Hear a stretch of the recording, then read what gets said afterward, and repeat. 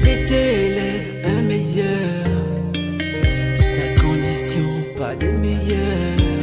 Un jour une marie. Le métier de conteur, un métier qui résiste aux défis quotidiens de la modernité. C'est le sujet qui nous rassemble ce samedi 13 décembre 2025 dans cette belle salle MCZ de l'ONG Béné Excellence pour finir en beauté l'année avec le magazine L'Invité. Mesdames, Mesdemoiselles et Messieurs, bonjour et bienvenue à Béné Excellence dans le cadre du magazine L'Invité, le tout dernier numéro de l'année 2025. Notre premier panéliste est diplomate à la base. À la suite de sa formation à l'ENA, M. Ronnie Médégan, puisque c'est de lui qu'il s'agit, se consacre depuis déjà 2 décennies au théâtre, au conte et à l'art de la marionnette. Passionné par les activités artistiques, il a toujours su qu'en dehors de sa profession en tant que diplomate, il se consacrerait fortement à l'art. Aujourd'hui, il intervient dans plusieurs centres culturels, dont l'Institut français de Cotonou. Président de l'association Visa Culture, il est également dramaturge. Aidez-moi à accueillir ici, comme il mérite, M. Ronnie Médégan. Sous vos applaudissements, s'il vous plaît. Encore plus fort, s'il vous plaît. Monsieur Médégan, bonjour. Bonjour madame. Merci d'avoir accepté notre invitation. Tout le plaisir est pour moi. Un mot à l'endroit du public. Il m'est véritablement agréable d'être présent ici ce matin devant ce charmant public. Bonjour cher public. J'espère que vous vous portez bien. Merci. Merci. Installez-vous sous vos ovations, s'il vous plaît. Notre deuxième panéliste, également très dense, je vous assure, sera avec nous dans quelques minutes, mais ce ne sera pas sans votre accompagnement. Entré à l'Université nationale du Bénin en 1998, il a suivi une formation en sciences naturelles avant de rejoindre le Burkina Faso puis la France afin de poursuivre ses études en art. Il a suivi des formations en art dramatique et de pédagogie.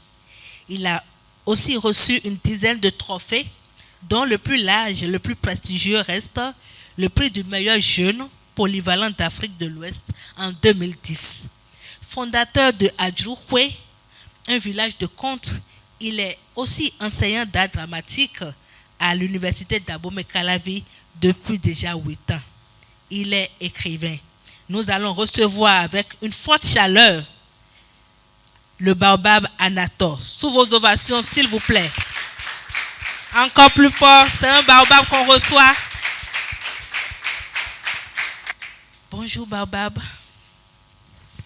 Bonjour madame. Merci d'avoir accepté notre invitation. Le plaisir est vraiment pour moi. Merci. Un mot à l'endroit du public.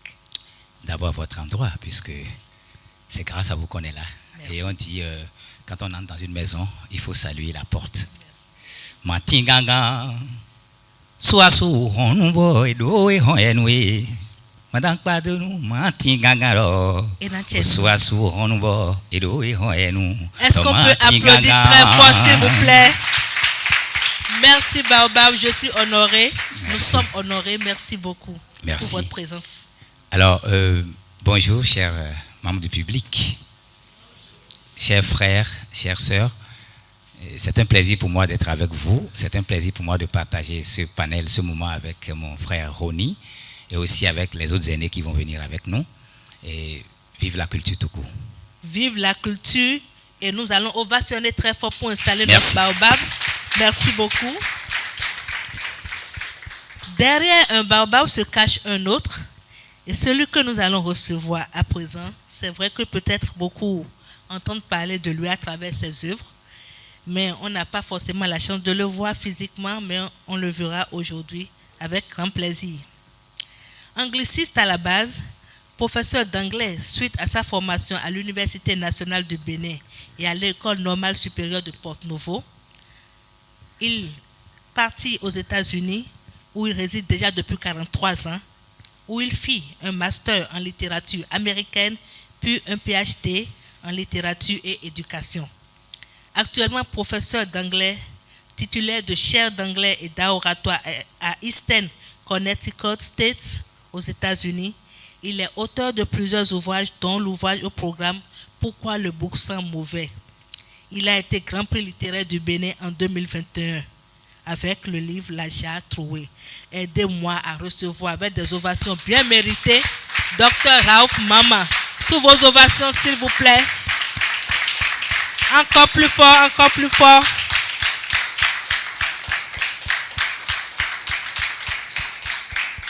Bonjour, docteur.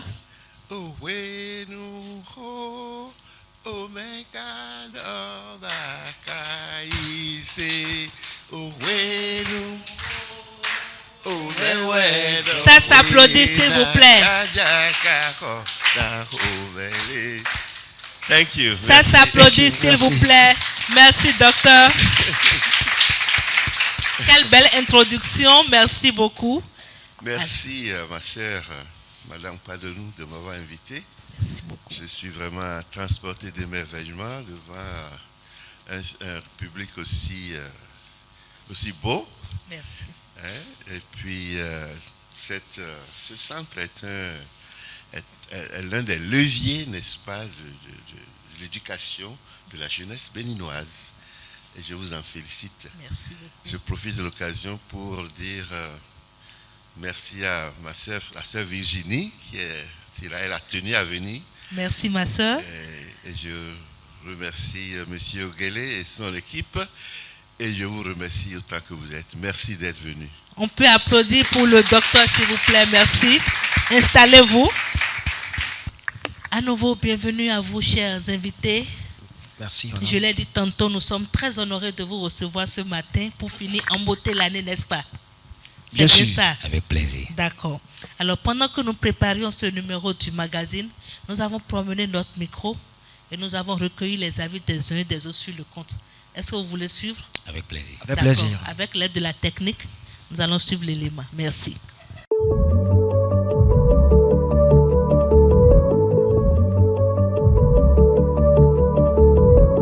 Le conte, c'est un moment où des histoires vraies ou imaginées sont racontées pour pouvoir faire passer un message à un destinataire ou à des destinataires précis. Le conte, c'est le récit des histoires. C'est un récit qui relate des événements passés. Ça peut être un récit de faits réels ou fictifs, peut-être qui a eu lieu dans le passé.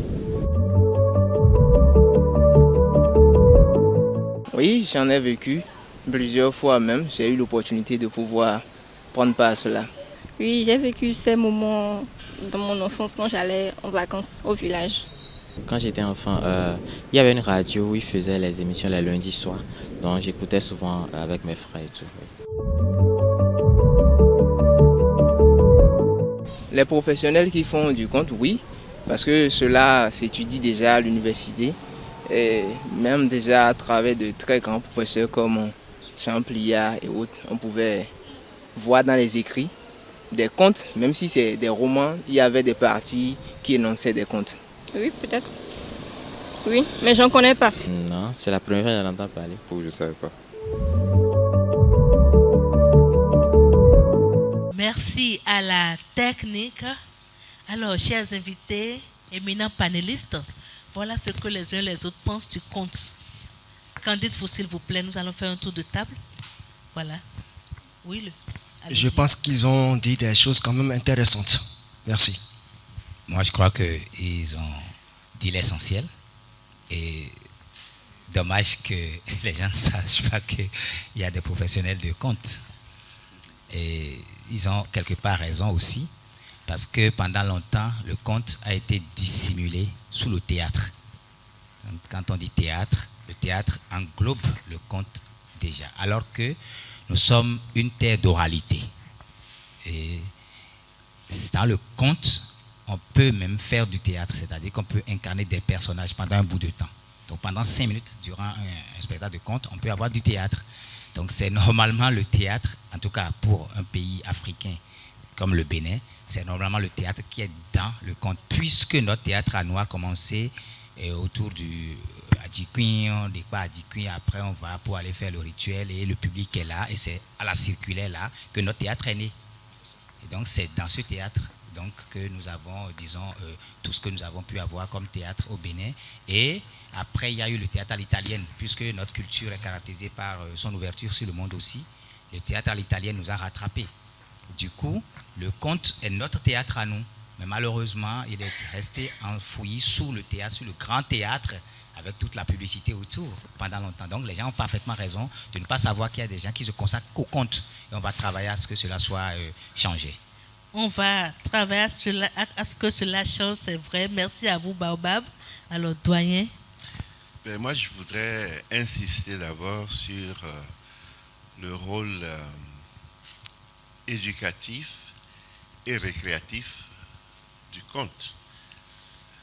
À l'origine, le conte était destiné, n'est-ce pas, à divertir,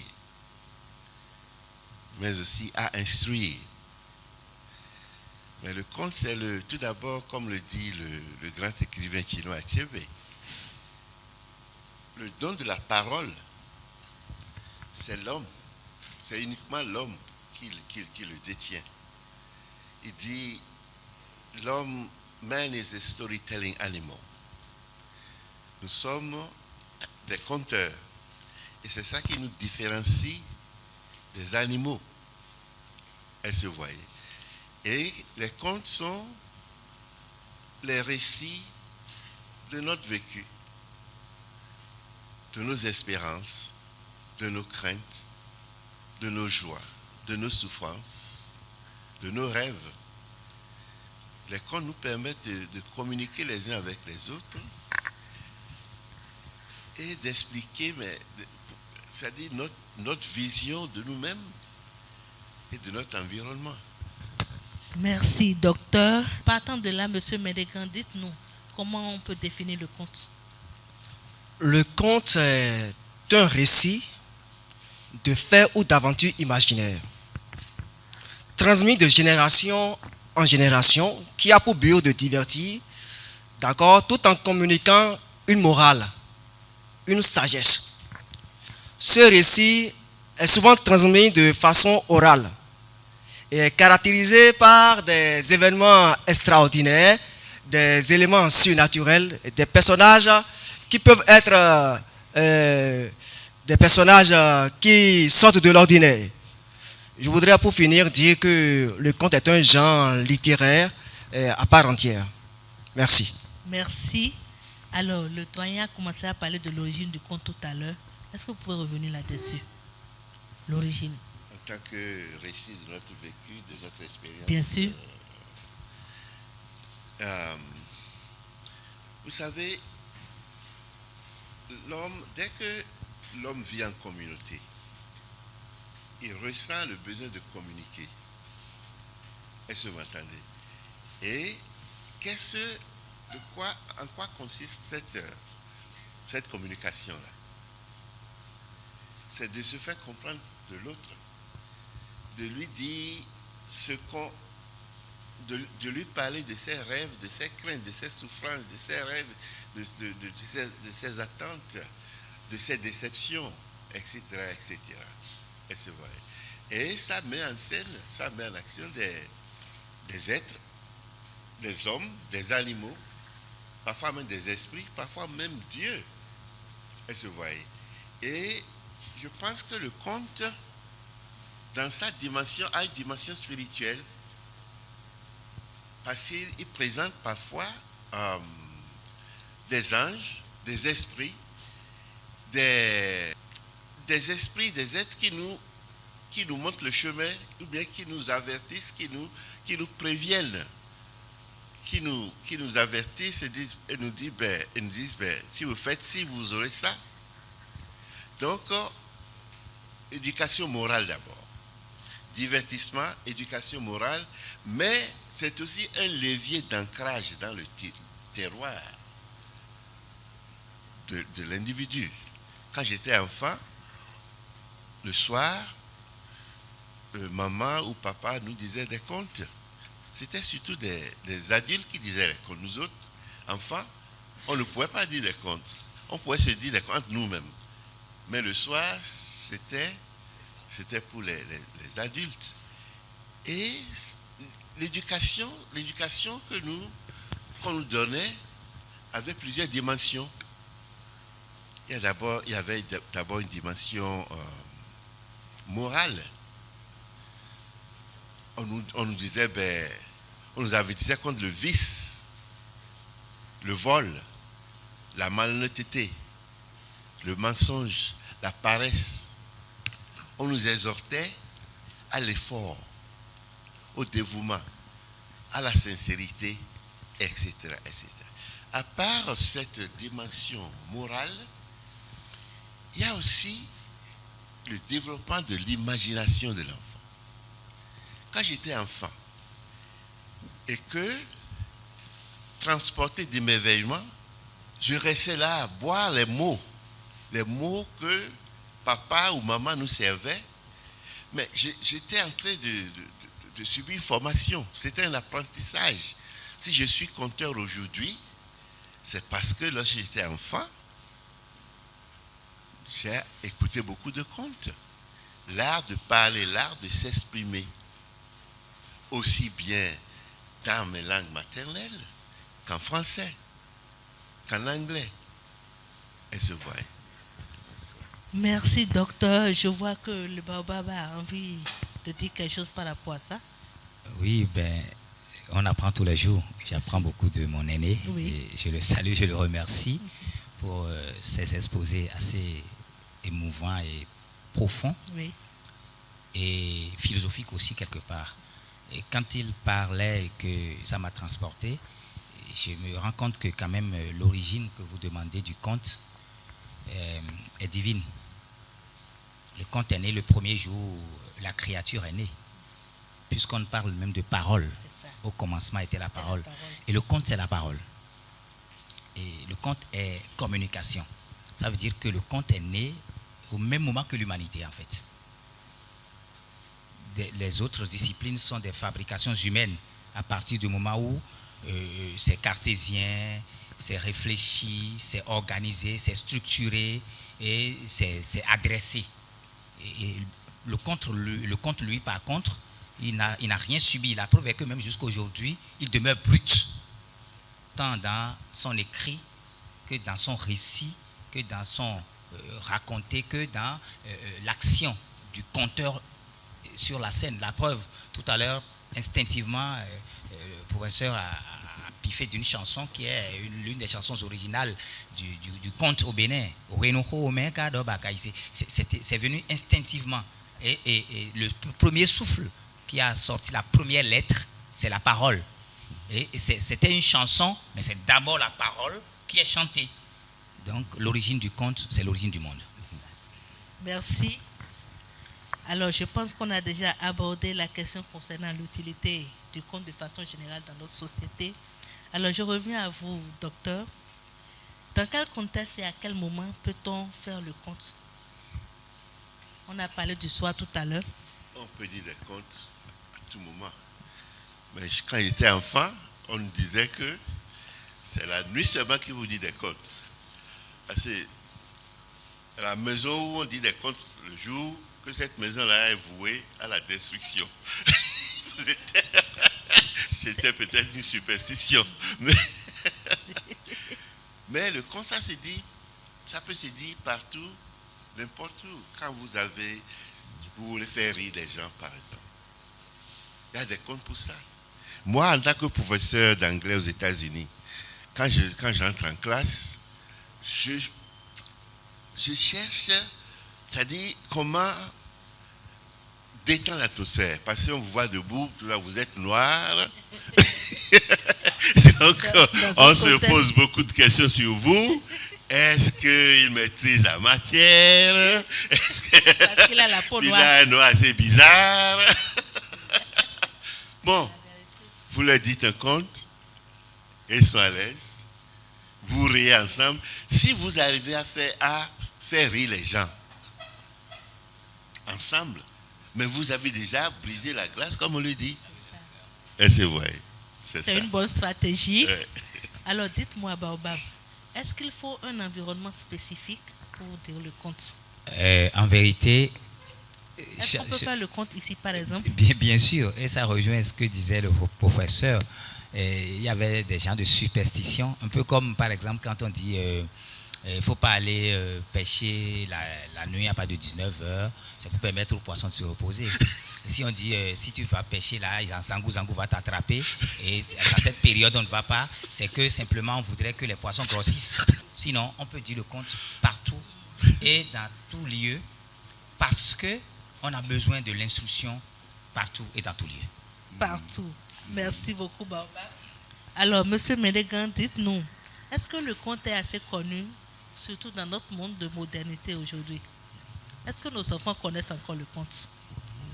Je dirais que aujourd'hui, puisqu'il y a quelques années en arrière, le conte est de mieux en mieux connu par la jeune génération, et ceci grâce au travail opiniâtre des conteurs professionnels, des centres culturels à l'instar de Adjouroué, des associations à l'instar de Katulati, Mémoire d'Afrique et autres, de certains médias, des festivals de contes, des initiatives et dispositifs qui sont mis en place pour la promotion de cet art patrimonial, pour la promotion de cet art ancestral.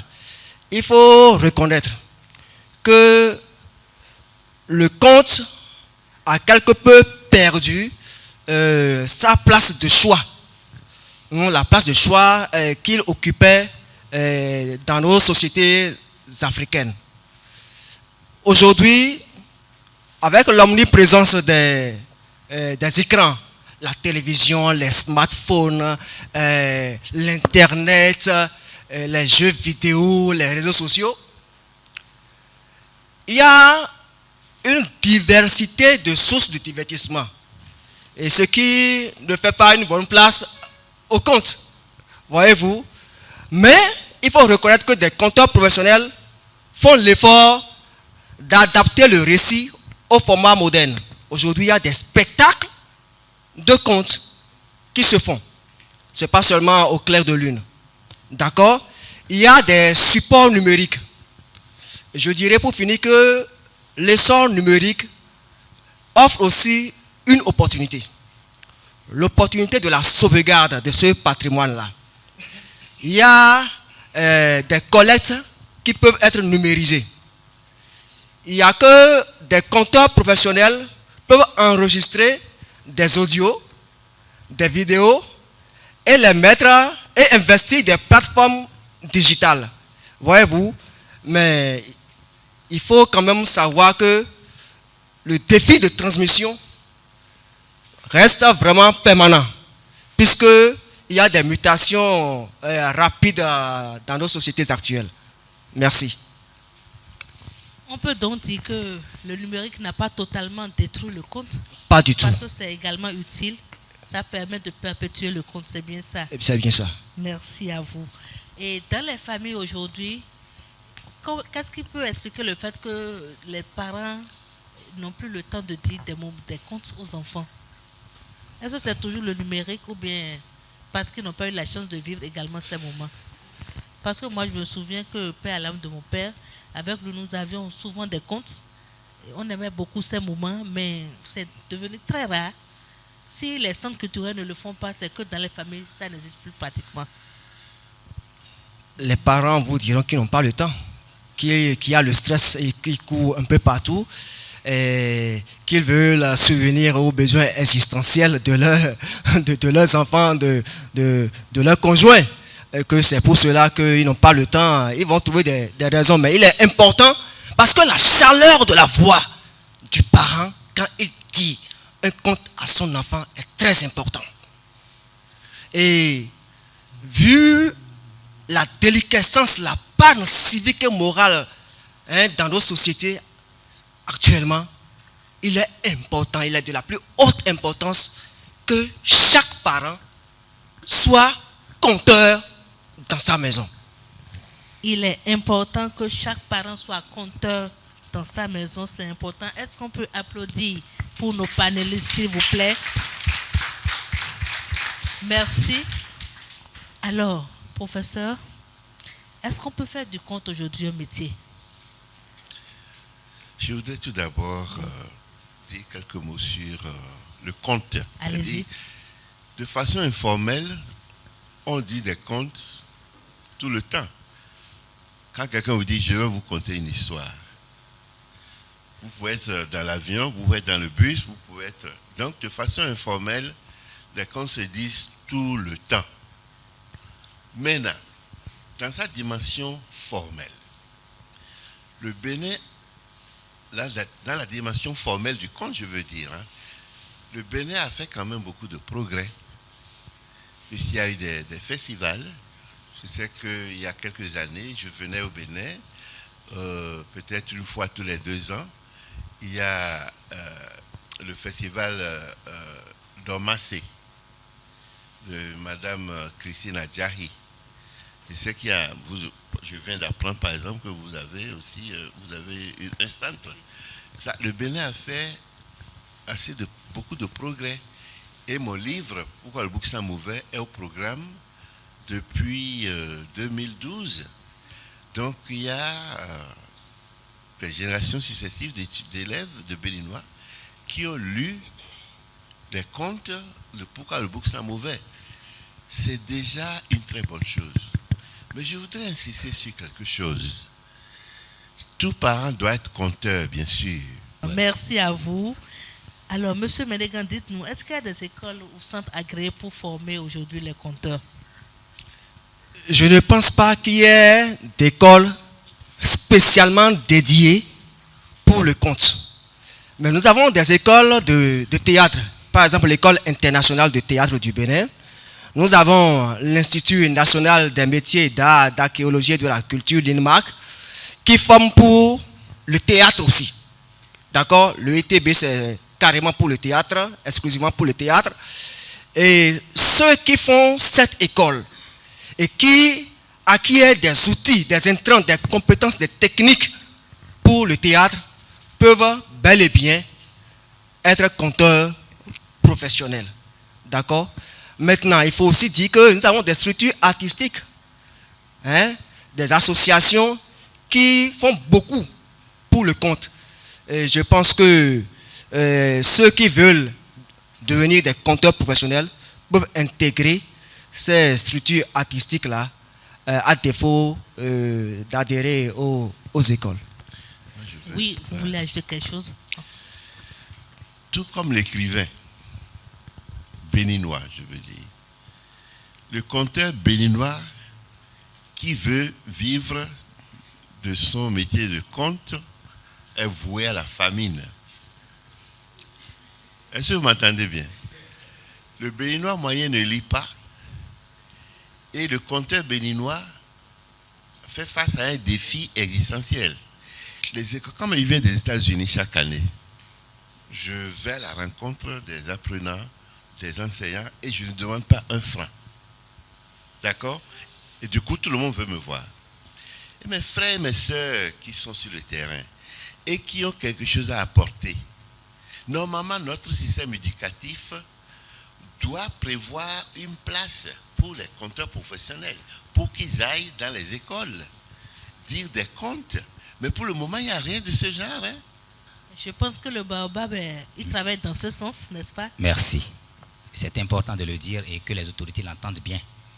Au fait, ce qui se passe, c'est qu'il y a trop de formalités, je ne dirais pas inutiles, mais trop de paperasses inutiles qui alourdissent les démarches, qui permettent aux gens de devenir des écoles formelles. Le travail que nous faisons à Adjouroukoui, je dis nous parce qu'il y a beaucoup de collaborateurs, beaucoup d'aînés qui sont derrière nous, qui travaillent avec nous, que nous faisons à Adjouroukoui, qui n'est même pas visible. La preuve est que le professeur n'est même pas au courant, nous ne sait même pas, alors que nous faisons de bons efforts. Alors, c'est que ce travail n'est pas considéré comme étant un travail suffisamment bon pour pouvoir, alors que nous avons de la valeur, nous transmettons ces valeurs ailleurs et les gens adhèrent à ces valeurs et comprennent ces valeurs. Nous faisons des projets qui fonctionnent. Nous menons des projets avec l'international qui fonctionne. Nous en menons aussi au plan national qui fonctionne. Ça suppose que l'État en lui-même peut déjà nous agréer. On n'a pas besoin de faire des lourdeurs parce qu'on a combien de têtes? On est seul.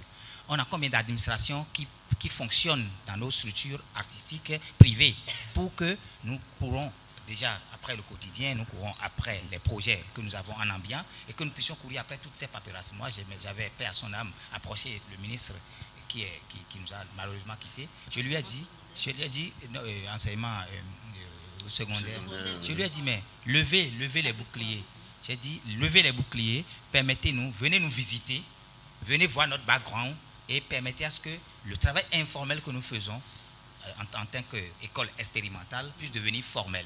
Et que vous preniez donc ce que nous formons en CQM, dans vos diplômes, pour que ça puisse permettre à ces gens-là de vivre de ce métier. Donc là, quelque part, je suis d'accord avec ce que dit l'aîné, mais en même temps, la vie, ce n'est pas qu'on reste tranquille et quelque chose vient à soi.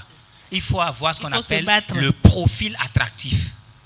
Vous devez savoir travailler, bien travailler, mais vous devez tailler votre personne de sorte que votre profil soit attractif, donc incontournable. De sorte que si vous êtes compteur incontournable, vous voyez combien d'écoles il y a au Bénin. Si vous réussissez à avoir la confiance du ministère qui vous accepte d'aller dans les écoles, eh bien vous allez gagner vivre de votre métier. Et donc, quand on dit que, quand l'aîné dit que si tu veux faire du compte et faire du compte au Bénin, tu es voué au chômage, je dis non. Moi, je ne suis pas d'accord. Si tu veux faire du compte et que tu t'y prends bien, et que tu travailles bien, ton profil et qu'il est attractif, tu peux vivre de ce métier. Moi, je voudrais dire simplement que nos systèmes ne favorisent pas la tâche au compteur. C'est vrai. Aux États-Unis, par exemple, toutes les écoles ont un budget pour des visites de compteurs, de poètes, d'artistes. C'est ce que je veux dire. Donc, les réalités sont différentes en fait. Et c'est les suggestions à faire à l'État central. Je parle en fait de la réalité des États-Unis, de l'extérieur. Oui. Et la réalité chez nous, nous la connaissons. Oui. Vous en avez parlé tout à l'heure. Bien sûr. Ce sont les démarches administratives qui sont lourdes. Qui sont assez lourdes. Oui. Et on ne vous prend même pas au sérieux parfois parce qu'on se dit, mais aujourd'hui, qui écoute encore les comptes? On peut vous dire ça? Oui. Et par exemple, quand vous allez dans les écoles aujourd'hui, l'État a installé les classes culturelles, dont je suis d'ailleurs un superviseur. Oui. Mais quand vous amenez un projet culturel à l'école, on vous dit faites référence aux classes culturelles, comme si les classes culturelles pouvaient tout régler. Les classes culturelles sont qu'un petit pan. Et quand vous faites les classes culturelles, qu'il n'y a pas de l'exemple, quand les jeunes sont formés au théâtre et qu'ils ne voient aucun spectacle de théâtre, ça rime à quoi? Donc, ce sont des suggestions que nous ferons à l'État pour améliorer ce qui existe, parce qu'il y a beaucoup d'efforts qui sont faits par rapport au passé, mais il faudrait que nous continuions à faire des plaidoiries, comme le fait l'aîné, comme nous le faisons tout le temps, pour que ça puisse s'améliorer. C'est vrai que le souhait, c'est que le conteur puisse réellement vivre de son art. C'est ce qu'on souhaite. Mais la réalité est ce que nous connaissons et nous allons espérer qu'avec le temps, elle va changer. Ça puisse changer. Alors, M. Mendeka, vous voulez dire quelque chose par rapport à ça? Non, je voudrais juste rejoindre les aînés pour dire qu'aujourd'hui, pour vivre de son art, en tant que conteur, ce n'est pas une mince affaire, mais nous devons quand même agir dans le sens d'être un peu plus entreprenant, d'aller vers les écoles, comme l'a dit l'aîné, Fidèle Anator. Voyez-vous, aujourd'hui, maintenant, qu'est-ce qui se passe? C'est que celui qui vous dit qu'il est conteur professionnel, et qu'il a une seconde, une troisième corde à son arc. La plupart des compteurs professionnels que nous avons aujourd'hui sur le terrain sont des comédiens aussi. D'accord? Des marionnettistes. Voyez-vous? Donc c'est de ça qu'il s'agit. Alors, merci. Alors, ce plateau est un plateau où je suis la seule femme. Parce que, malheureusement, en préparant ce numéro, j'ai voulu qu'il y ait des femmes conteuses dans le lot des panélistes. Je vous assure, nous avons fait des recherches. Pendant longtemps, on n'en a pas eu. Et dernièrement, il y a M. Oguele qui m'a parlé des femmes qui sont en train d'entrer dans le domaine, mais qui n'ont pas encore vraiment fait leurs expériences. Et M. Anator qui m'a également parlé des femmes qui sont en formation. Ça veut dire que nous n'avons pas en ce moment des femmes qui sont réellement professionnels du domaine.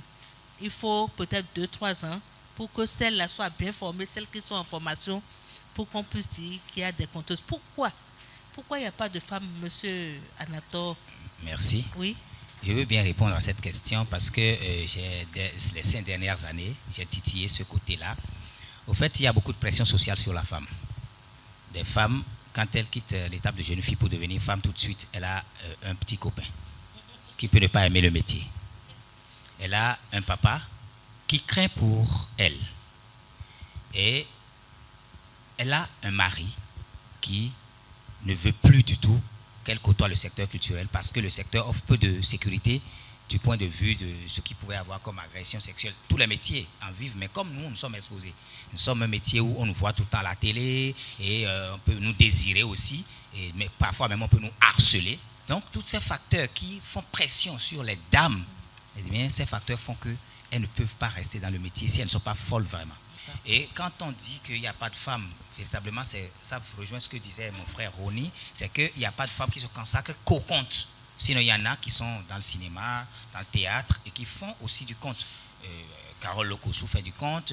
Ahmed Lagoba, Charel Renvor, il y en a. Il y en a plein qui font. Seulement que comme elles ne se consacrent pas rien qu'au conte, on ne pourrait pas peut-être les citer pour dire qu'elles sont conteuses, mais sinon Charel fait un travail formidable. Elle a même un festival Parole d'Amazon. Voilà. Et donc il faut avouer qu'il y en a, mais seulement c'est difficile. Alors, monsieur Anatole insiste sur le fait que chez nous, on peut vraiment vivre de cet art-là. J'insiste. Aujourd'hui, dites-nous, quand vous allez faire des prestations, est-ce que vous êtes payé comme cela se doit? Oui, je peux dire oui. Et si je ne suis pas payé, c'est que je le veux. Si je ne suis pas bien payé, c'est que je l'ai accepté. Sinon, je peux dire non. Et quand je fais mes prestations, je suis payé entre, disons, 500 000 et 1 million de francs CFA. Parce que s'il y a peut-être un jeune ici, si quelqu'un suit l'élément et qu'il a envie d'entrer dans le domaine, oui, il va aussi se demander s'il peut vivre de ça. Il peut vivre de ça. S'il peut gagner sa vie. S'il a un profil attractif. Maintenant, s'il est en apprentissage, il doit pouvoir être tellement sérieux. Et il va gagner des petits cachets d'abord. Il va gagner des 30 000, des 20 000, des 15 000, des 50 000. Et avec le temps, il va gagner 100 000, 200 000, 300 000. Et il va se travailler de sorte que son image ne soit pas frelatée. Quand on veut du fidèle Anator, c'est du fidèle Anator. Si on ne me paye pas mon cachet, j'envoie un poulain. Merci. Alors, monsieur Médégan, votre avis sur la question, puisque vous êtes aussi sur le terrain. L'aîné l'a déjà dit, si tu as un profil vraiment attractif, tu peux vivre de ce art. Je l'avais dit tantôt, vivre de ce art au Bénin en tant que conteur professionnel, ce n'est pas une mince affaire. Pour le moment. Pour le moment. Ce n'est pas une mince affaire. Il faut l'avouer. C'est justement ce pourquoi nous avons on a d'autres cadres à notre arc. Maintenant, si tu as un profil attractif, si tu sais vraiment, tu te travailles, tu donnes le meilleur de toi-même, tu peux t'imposer. Vous voyez, et voilà. Avoir un profil attractif pour s'imposer. Nous sommes déjà à la fin de cette première partie du magazine L'invité de ce matin. Est-ce que nous pouvons ovationner? Alors franchement, ovationner pour nos invités, s'il vous plaît. Merci. Et vous savez, à Bénin Excellence, nous avons plusieurs catégories d'ouvrages. Et comme pour chaque numéro, nous essayons vraiment de sélectionner des livres du domaine pour lequel nous sommes là. Alors nous avons fait des sélections de livres de contes que nous avons exposés. Nous allons inviter nos panélistes à se rapprocher de la table pour faire un choix de livres. Merci.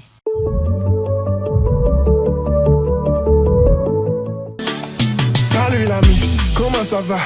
Bienvenue à Bénin Excellence. On a des livres, fais de ton choix pour peaufiner tes compétences.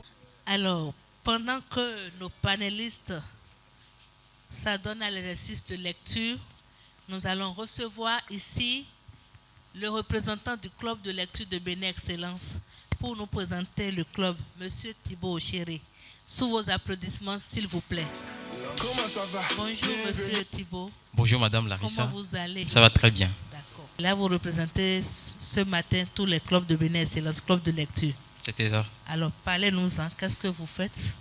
Alors, je souhaiterais ouvrir mes propos par cette conviction énoncée par le président Emmanuel Macron. Je cite, « Je crois fermement que la lecture et la littérature peuvent aider une société à mieux se comprendre. » Fin de citation. Et Bénin Excellence s'étant inscrit dans cette dynamique a installé des clubs de lecture pour promouvoir le livre et aiguiser l'esprit. Nous avons 2 clubs de lecture, notamment sur le site de Godomain et le site d'Abomey-Calavi. Et les 2 clubs réunis font une quarantaine de membres. Et nos séances sont agrémentées de plusieurs activités comme la dictée, les débats pour favoriser l'échange, permettre aux membres d'avoir un esprit critique, des jeux littéraires, une activité que nous avons dénommée chaise de lecture qui vise à choisir d'avance un membre Et il choisit un extrait d'ouvrage, il lit l'extrait et il fait des commentaires, ce qui fait une ouverture donc aux autres membres pour pouvoir donner leur point de vue par rapport à l'extrait lu. Nous avons également des jeux littéraires, pour ne citer que ces activités. Et chaque mois, nous recevons des auteurs pour permettre aux lecteurs d'être en contact avec les auteurs qui lisent. Et pour couronner l'effort, chaque année, Bénin Silence initie une sortie récréative et touristique.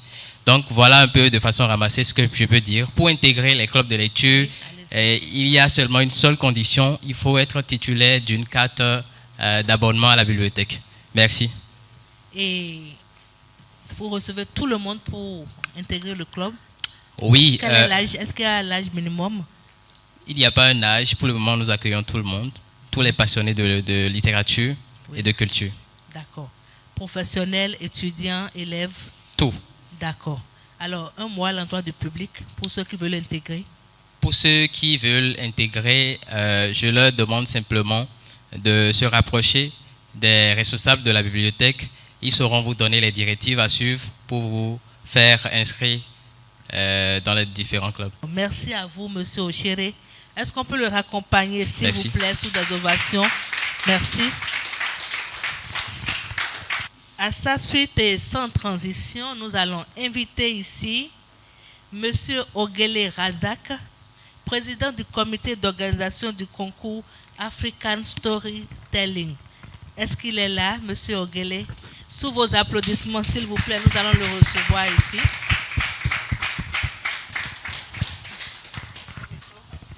Merci. Bonjour, Monsieur Ogele. Oui, bonjour, Madame Larissa. Alors, comment vous portez? Ça va super bien. D'accord. Ça va bien. Oui. D'accord. Alors, parlez-nous un peu de votre centre, de tout ce que vous faites pour le compte aujourd'hui. D'accord. Je peux déjà voir que le public est très jeune. Il y a beaucoup d'enfants. Il y a aussi la jeunesse. Le concours African Storytelling va dans tous les départements du Bénin pour dénicher des talents. Ceux qui ont l'envie, la passion de raconter, d'être conteurs et qui ont des histoires, qui peuvent partager leurs expériences ou partager tout ce qu'ils ont eu à entendre de leur père ou de leur grand-père et tous les aînés. Et nous les cherchons, nous les coachons et on fait des sessions, 3 sessions, la session de sélection, la session d'encadrement et la session finale, dans un environnement très très convivial. Alors, dites-moi, quand est-ce que vous allez lancer la prochaine session? Ce sera en février 2026. Alors, il faudrait 1 ou 2 contacts pour permettre à ceux qui sont intéressés de vous contacter quand ce sera le moment. Oui, je pense d'abord que nous allons nous diriger vers l'école de compte à Djouhoué. Oui. Oui, ça m'intéresse beaucoup. D'accord. Nous allons venir vous voir. Merci Maintenant, beaucoup. pour le contact, oui. Il suffit juste d'aller sur Facebook, sur les réseaux sociaux. Vous tapez concours African Storytelling. Toutes les informations. African Storytelling. Oui. African Storytelling. Ou vous appelez le 01 96 55 14 56. Bravo pour tout ce Merci que vous faites. Merci beaucoup. C'est moi. Et bonne suite à vous. Merci bien. Retour donc sur ce plateau. Nous allons faire un tour de table. Alors, on va commencer par docteur. Oui, Maman Raouf. Alors, vous avez choisi quel livre? C'est un livre intitulé Merveilleux conte illustré. On peut montrer à la caméra, s'il vous plaît. Merci. La part du merveilleux dans notre vie, c'est Albert Einstein qui a dit que le sens du mystérieux, c'est-à-dire l'émotion que nous inspire le mystérieux, c'est l'émotion fondamentale de l'art et de la science. Lorsque nous disons des contes aux enfants, lorsque nous disons des contes, c'est le... Oui, ok. Voilà. Nous leur insufflons, nous leur donnons quand même, nous les aidons à développer en eux le sens du mystérieux. Est-ce que vous voyez? C'est peut-être parce que c'est quand l'homme perd le sens du mystérieux qu'il perd la peur de la crainte de Dieu et qu'il devient un danger pour sa société. Ce livre-là m'a fait penser, n'est-ce pas, à ce que Einstein a dit sur l'importance du sens du merveilleux dans la vie de l'homme. Merci à vous. Et qu'est-ce que ça vous inspire d'avoir ça dans nos rayons? Est-ce que vous pensez que ça peut être utile à nos jeunes bibliophiles? Ben, cela me dit tout simplement que vous êtes un acteur incontournable du développement culturel, éducatif, scientifique du Bénin. Merci beaucoup à vous, docteur. Alors, nous allons simplement dire, on va faire un exercice. Oui. D'accord? Si je dis Bénin Excellence, vous allez dire l'excellence en partage. C'est Très tout bien. simple. D'accord? Oui. Bénin Excellence. Excellence en partage. Bénin Excellence. Excellence en partage. Bénin Excellence. Excellence en partage. Merci. On va ovationner pour le doyen, s'il vous plaît. Merci beaucoup. Merci, vous êtes adorable. Baobab, le doyen a réussi l'exercice. On est à vous à présent. Merci. Moi, j'ai choisi en tout premier lieu, d'abord je suis gourmand, donc j'en ai choisi 2, et puis en plus du mien. J'ai choisi le lièvre et le singe. On peut montrer à la caméra, s'il vous plaît. Pourquoi ce premier choix? Et ce premier choix parce que il est écrit par Madame Christine Adjahi, qui est l'un des aînés du conte au Bénin, dont on parlait tout à l'heure, par rapport à Domancé, par rapport à son festival. J'ai eu l'honneur de participer à ce festival à Lyon, en France, où j'ai eu un très bon cachet, il faut le dire. Le cachet est très important. Oui, oui. Parce qu'on me paye rarement très bien pour le conte. J'ai eu un très bon cachet, et ça, il faut le dire. Et ce conte, je l'ai raconté beaucoup de fois, le lièvre et le singe, parce qu'il est très instructif. Il parle de la parole donnée, la parole donnée qui est une parole d'honneur. Et c'est aussi une petite anecdote par rapport à cette histoire. J'ai été invité par l'Institut français de Cotonou pour animer 2 soirées de contes, et curieusement en langue fongbe. C'est curieux. Donc ce sont les Français qui nous payent pour raconter dans notre langue. Donc c'est une leçon pour les nôtres aussi, pour nous-mêmes. Il faut qu'on valorise nos langues. Et d'ailleurs, Bénin Excellence aussi est dans cette dynamique. Évidemment, parce que nous avons aussi le laboratoire de langue fongbe chez nous. Voilà. Ce conte, il est en double version. Il y a la version fongbe et la version française. C'est magnifique. Et voilà, je l'ai raconté à cette occasion-là. Alors, donc tout ça expliqué mon deuxième premier livre, choix. je vous aide. Le deuxième livre, oui. Tiens, s'il te plaît, merci. Le deuxième livre que j'ai choisi, c'est Le fer, la perle et l'argent. Pourquoi? Parce On va montrer à la caméra. Oui, parce que ce livre me rappelle un souvenir, un travail que j'ai fait pour mon aîné là, avec des collections de contes et des collectages que nous avons réalisés dans tout le Bénin. Et ça nous a permis d'aller toucher du doigt certaines variétés de ce conte. Et aujourd'hui, le travail que je fais avec les dames, les 12 dames sur scène, il y a une autre version de cette histoire qu'on m'a racontée aussi, donc qui va teinter le spectacle qui est en train de naître, qui va s'appeler La calebasse de grand-père, qui parle d'une histoire de chez moi, de Sahoué, de Daïvé, qui est un chasseur. Et cette histoire, après, dans la déclinaison, j'ai fait une petite combinaison subtile avec cette même histoire, donc et nous on a dit au Djek en Kwenon. Donc ça fait le fer, la perle, l'argent. Voilà. Donc du coup, ça me titille beaucoup de voir ce livre.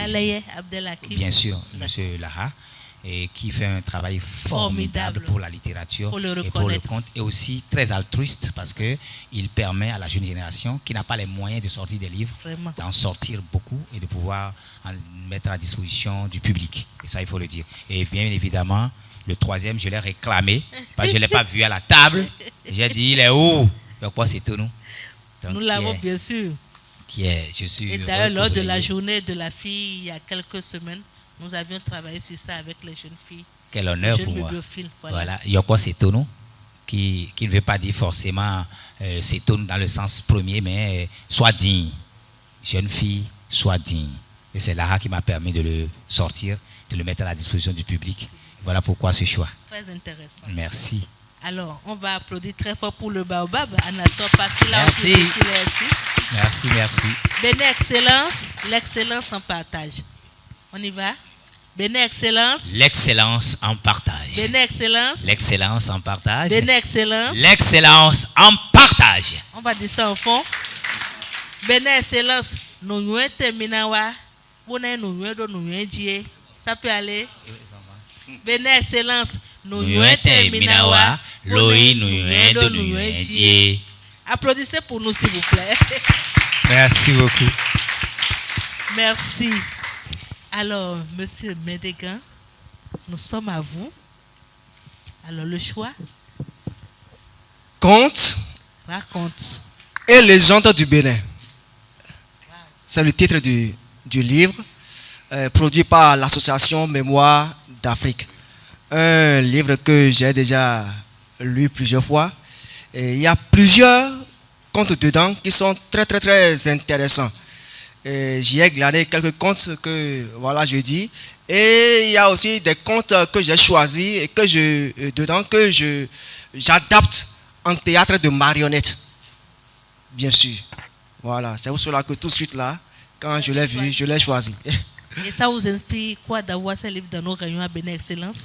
Vraiment, je remarque que Bénin Excellence fait un travail formidable. Merci. Et comme l'a dit le douanier, vous participez réellement au développement culturel de notre pays. Merci. Que Dieu vous bénisse. Amen. Merci à vous, Monsieur Médégan. Est-ce qu'on peut applaudir pour Monsieur Médégan? Alors, on fait l'exercice, même si c'est à distance. Bénin Excellence. L'excellence en partage. Bénin Excellence. L'excellence en partage. Bénin Excellence. L'excellence en partage. Merci à nos invités. Ils ont parfaitement réussi l'exercice. Nous leur disons merci. Merci. Et Madame. nous allons rester dans cette chaleur pour recevoir ici des enfants. C'est-à-dire voir des enfants aujourd'hui faire du conte. Est-ce que vous souhaitez les voir? Avec plaisir et bonheur. Vous avez envie de les découvrir? Avec grand plaisir. J'ai l'habitude de dire avec plaisir. Ça dit que plaisir et jouissance combinés. Avec plaisir. Alors, nous avons ce matin avec nous les apprenants du complexe scolaire Péniel de Paou. Ils sont avec leur directrice qui est une habituée, fidèle bibliophile et partenaire de Bénin Excellence. Ils vont nous présenter un conte ce matin. Ils en ont l'habitude déjà à l'école. Et donc, avec des applaudissements bien nourris, bien nourris, nous allons recevoir ici nos jeunes enfants. Mon conte roule étant sur le berger menteur. Autrefois, un berger gardait ses moutons à côté de la forêt. Un jour, pour s'amuser, il se mit à crier. La panthère, tout le monde courait, armé de lances, de bâtons et de goudins. Il n'y avait point de panthère. Le berger s'éclata de rire. Ha ha ha, c'est moi la panthère. Tout le monde s'en était allé mécontente. Quelque temps après, on entend le même appel du berger, la panthère. Cette fois-ci, personne ne bouge. Pourtant, un vrai panthère s'est jeté sur ses troupeaux et a tué beaucoup de ses moutons. Quand le berger revient au village, personne n'a pitié de lui. Le chef du village conclut que maintenant n'a jamais cru, même s'il dit la vérité. Bravo. Bravo. Conte. Raconte. Mon conte roule et tombe sur un canari merveilleux. Bafo était une petite fille mal élevée. Elle passait son temps à se battre avec ses camarades et refusait obstinément de travailler. De plus, elle ne pouvait voir un objet sans y toucher. Ses parents la punissaient souvent, mais c'était peine perdue. Elle n'en devenait jamais meilleure pour cela. Un jour, au marché, Bafo vit des petits canaris blancs. Elle les prit au creux de sa main et demanda au marchand voisin quel est le prix d'un de ces canaris. Le marchand lui répondit qu'il ne savait pas, que ces canaris ne sont pas à vendre. La petite ignora sa parole, prit un de ces canaris, jeta à terre 20 pièces et partit. Elle se disait en elle-même que si le marchand reviendra, il verra les 20 pièces à la place du canari. Or que ces canaris n'étaient qu'aux des aigrettes, que à chaque jour de marché, ils se transformaient pour vivre un peu dans le milieu des hommes. En cours de route, le canari redevint aigrette. L'oiseau s'envola avec la petite fille jusqu'au sommet d'un grand arbre. Il déposa la petite fille sur une grosse branche et s'envola dans le ciel. La petite Bafo cria, supplia tous les passants de prévenir ses parents. Ceux-ci accoururent, amènent un gros chien noir qui grimpa à l'arbre et ne descendit qu'avec la petite Bafo. La leçon de moralité: il ne faut pas prendre tout ce qu'on l'envoie. Merci, bravo. Bravo les enfants. Et nous allons inviter ici la directrice, Madame Fanou Emerancienne, pour nous dire ce qui motive Saint-Péniel à former les enfants. Merci beaucoup, Madame Larissa. Et bonjour, chers aînés. Bonjour, madame. Bonjour, madame. Je pense que je suis littéraire et j'ai une passion pour vraiment la littérature, la culture, l'art et autres.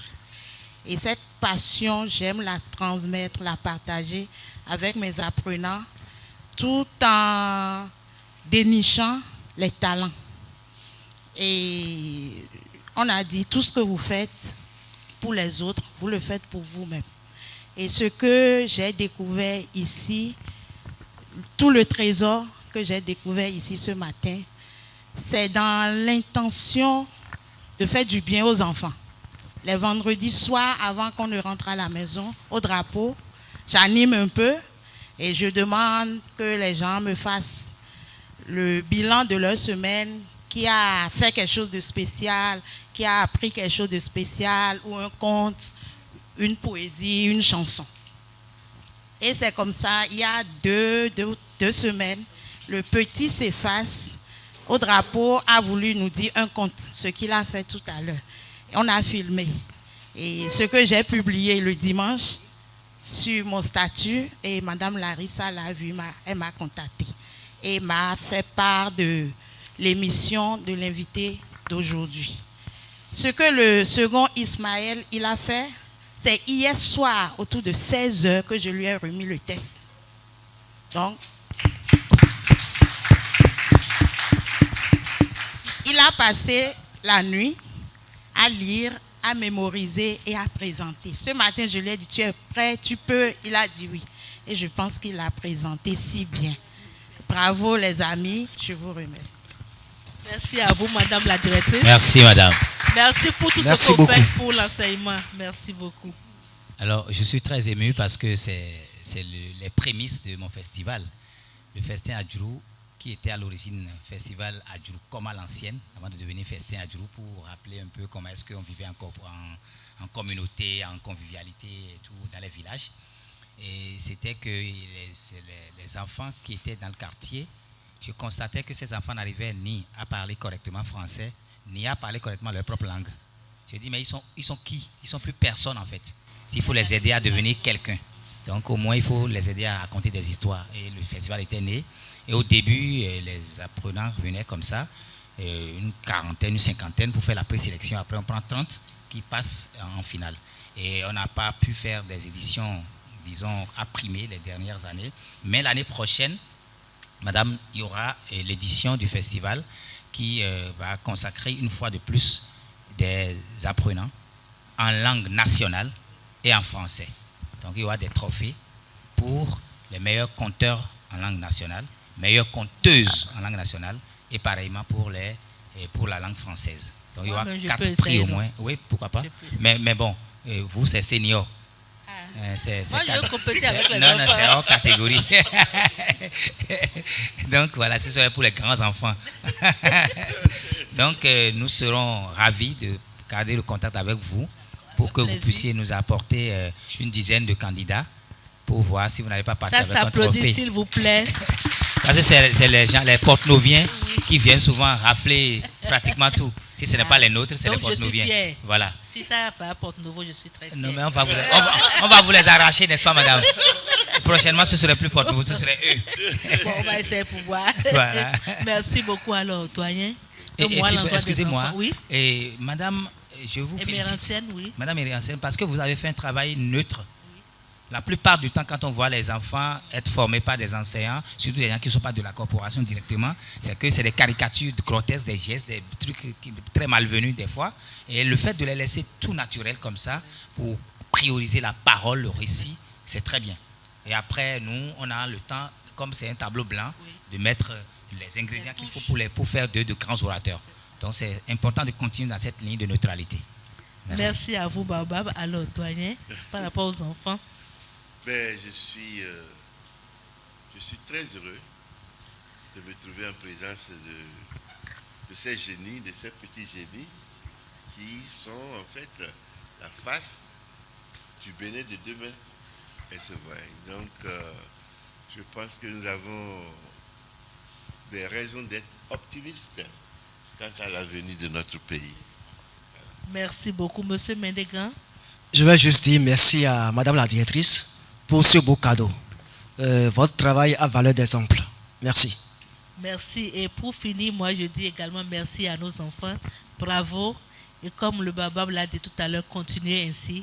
Et nous aurons des fruits bientôt. C'est bien ça. Merci. Alors, toute dernière étape de ce numéro du magazine L'Invité, nous allons passer à l'étape des questions. Nous allons commencer par la rangée de droite. Est-ce qu'il y a des préoccupations, des apports? Oui, Ange? Il y a beaucoup de catégories de comptes, il y a plusieurs catégories de comptes. Mais est-ce qu'il y a des comptes qui prédisent l'avenir, par exemple? Est-ce qu'il y a des comptes qui peuvent nous dire comment le monde sera en 2035, par exemple?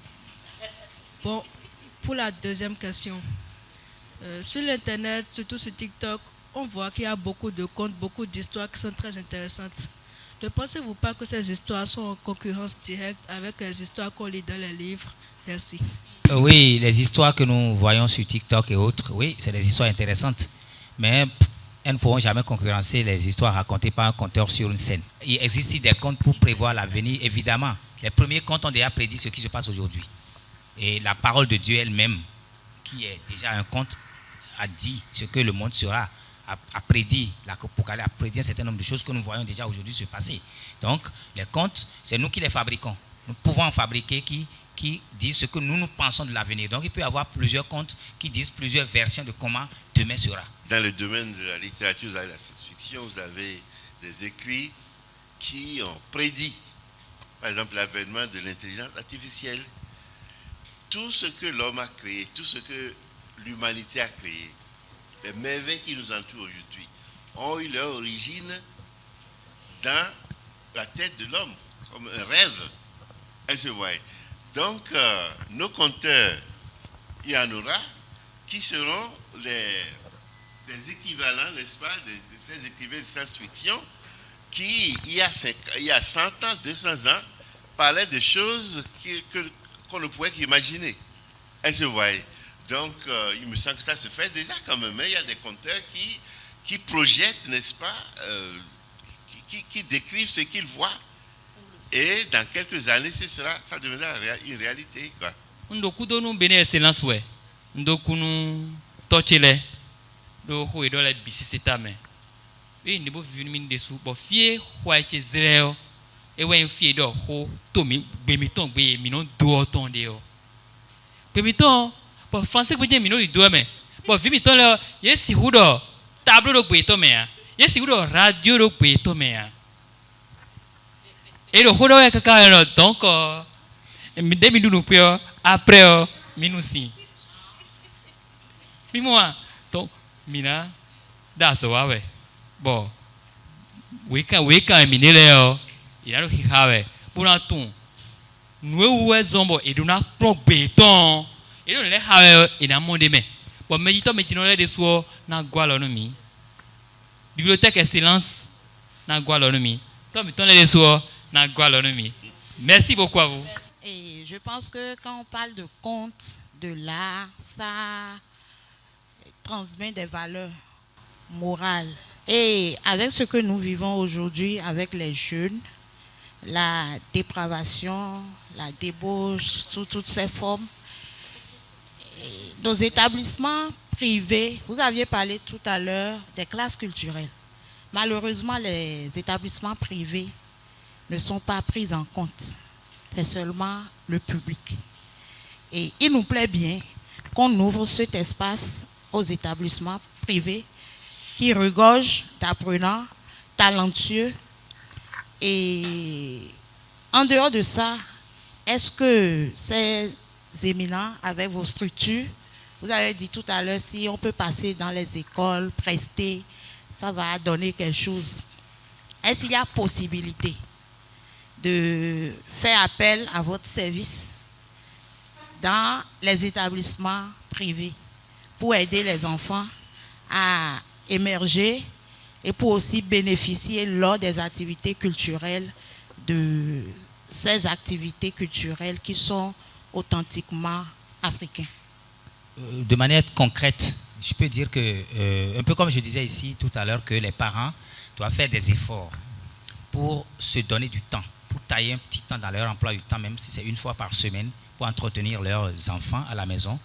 C'est de la même manière que je propose aux établissements privés de faire en sorte que déjà au début, avant même que l'année ne soit lancée, un peu comme ils perçoivent les inscriptions, ils perçoivent les scolarités, qu'ils ajoutent ou qu'ils fassent l'effort sur eux, même si c'est 2000 francs par apprenant, qui est dédié exclusivement à l'activité culturelle. Ça déjà, je vous assure, si toutes les écoles privées du Bénin font ça et prennent 2000 francs par élève ou par apprenant, s'il y a 5000 dans certaines écoles, 10 000 dans d'autres, etc., que les enfants soient intéressés par l'art ou pas, ils doivent contribuer à l'art. Donc, s'il y a 2000 par tête et que vous avez un effectif multiplié, vous voyez ce que ça fait. Engager un compteur pour toute l'année, ça suffira à ce compteur parce que ça lui permettra de payer son déplacement, d'avoir son honoraire par séance, ce qui n'est même pas normalement ce que nous faisons comme travail intellectuel. On ne doit pas être payé comme les professeurs de français, d'anglais et autres, non. On doit être payé doublement. Puisque non seulement nous, on est capable d'être ce qu'ils sont, mais ne peuvent jamais être ce que nous sommes. Les enfants doivent avoir des modèles. Et dans ce sens, nous travaillons déjà dans ce sens. Que pensez-vous de ces poètes slameurs qui s'autoproclament conteurs sur des scènes? Le slam est une discipline. Le conte est une autre. Un slameur, si sur les codes du slam qu'il fait et qu'il a des compétences rien qu'en slam, ne veut pas s'autoproclamer conteur. Maintenant, un slameur peut être à la fois slameur et conteur. Il y a des contes qui peuvent même être slamés. Il y a des contes qui peuvent être slamés. Si l'artiste slame son conte, il peut dire qu'il est conteur. Merci. Nous sommes déjà au terme de ce numéro. Voilà, on n'a pas vu le temps passer tellement c'était intéressant. Et nous allons venir tout de suite à M. Mendegan pour donner des conseils, peut-être à un jeune qui est ici, ou bien même une personne plus âgée que vous, parce qu'il y a des gens qui, peut-être à 50 ans, retrouvent leur voie dans un domaine donné, on ne sait jamais. Ou quelqu'un qui va suivre l'élément, quel conseil vous pouvez lui donner s'il a envie d'entrer dans ce domaine? Il n'a qu'à se rapprocher de Adjouloukoui. Il n'a qu'à se rapprocher de Adjouloukoui, il n'a qu'à adhérer aux associations artistiques et culturelles qui œuvrent dans ce sens-là. C'est très important. Voilà, c'est tout ce que j'ai à dire. Merci. Est-ce qu'on peut applaudir pour M. Mendegan, s'il vous plaît? Merci beaucoup. Monsieur notre Baobab Anato, conseil à l'endroit de la jeunesse. Moi, pendant longtemps, surtout après le baccalauréat, j'ai dit ma devise c'est travail, travail et travail. Donc je commence par là. Et le repos, c'est dans la tombe. Ben oui. Quand je parle de repos, je ne parle pas de repos au premier degré. Il faut se donner du repos, il faut donner du repos au corps, mais il faut bosser quoi. C'est le premier conseil. Parce que quand vous bossez, vous êtes à la surface tout le temps. Vous ne pouvez pas rentrer dedans. Parce que le monde, c'est un monde d'excellence. Ça pétille de partout. C'est pour ça, moi, malgré tout, l'intelligence artificielle, tout ce qui va en vrille là, moi, ça ne me cœur point. Je suis tranquille parce que je sais que je suis bêta et que je bosse et que je ne me repose pas. Donc, c'est d'abord ça, le premier conseil. Alors, le second conseil, c'est d'avoir de la rigueur, de la précision, de la constance. Quand vous n'êtes pas concentré, quand vous êtes dispersé, vous ne pouvez pas y arriver. Et il faut beaucoup rechercher. Il faut chercher, rechercher. Il faut lire et lire à nouveau. C'est très, très, très important. Merci. Beaucoup lire, c'est très, très important. Et avant le mot de clôture qu'on aura avec le doyen, est-ce que vous allez nous offrir, pour clôturer définitivement tout à l'heure, un moment de danse? Ok. Je voulais dire quelques mots. Oui, avant le mot de clôture. Au propos de l'excellence. C'est-à-dire que, en tant qu'homme, en tant qu'humain, nous sommes appelés à poursuivre un certain idéal.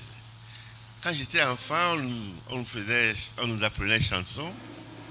Il faut avoir au cœur un idéal, sans quoi tout semblerait banal. Revois plus grand notre pays natal. Voilà, voilà notre bel idéal. Il faut avoir au cœur un idéal d'excellence. Quel que soit votre domaine, un idéal d'excellence que vous vous donnez à poursuivre jusqu'aux derniers confins de la terre, to the very ends of the earth. Vous devez être prêt à poursuivre cet idéal d'excellence. Et c'est ainsi que vous ferez la différence. C'est ainsi que vous allez faire grandir votre pays et le monde. Merci. Avoir un idéal d'excellence, c'est ce que je retiens. Et je pense que dans tout domaine, d'ailleurs, il faut avoir cet idéal. Qu'on soit couturier, enseignant, magistrat, balayeur de rue, pourquoi pas, il faut avoir cet idéal. Merci pour cette belle leçon, doyen. Merci à vous, chers panélistes. Et avant de dire le mot final, nous disons merci à nos panélistes pour ce temps précieux à nous consacrer. Je sais que le baobab, il est très sollicité, très. Et l'avoir ici, moi en personne, je suis honoré d'abord. Merci. Et tout le public également. Merci. Monsieur Mendegan, qui n'est pas des moindres, merci beaucoup pour la présence. Merci à vous.